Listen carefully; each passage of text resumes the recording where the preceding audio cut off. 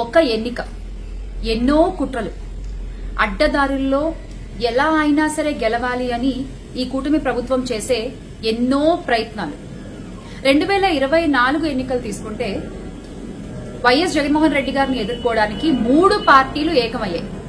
రాష్ట్రంలో ఉన్న ప్రధాన మీడియా సంస్థలన్నీ కూడా ఆ 3 పార్టీలకి వంతపాడే. అంతో ఇంతో ఎన్నికల సంఘం కూడా చేయందించింది అనే వార్తలు కూడా వినిపించాయి. ఇప్పుడు పులివెందుల్లో జరిగే జెడ్పీటీసీ ఉప ఎన్నికల విషయానికి వస్తే కూటమి ప్రభుత్వం వైఎస్ఆర్ కాంగ్రెస్ పార్టీతో ఢీకొంటోంది. ఇంకా చెప్పాలంటే టీడీపీ వైఎస్ఆర్ కాంగ్రెస్ పార్టీతో ఢీకొంటోంది. ఎలా అయినా సరే ఈ ఎన్నికల్లో గెలవాలి అని వాళ్లు చెయ్యని దారుణాలు లేవు, సృష్టించని అలజళ్లు లేవు. అక్కడ ఉండేటువంటి ప్రజల్ని భయభ్రాంతులకి గురి చేయడము, లేనిపోని అల్లర్లు సృష్టించడము, నాయకులపై అక్రమ కేసులు పెట్టడము, ఇలా చెప్పుకుంటూ పోతే చాలానే ఉన్నాయి.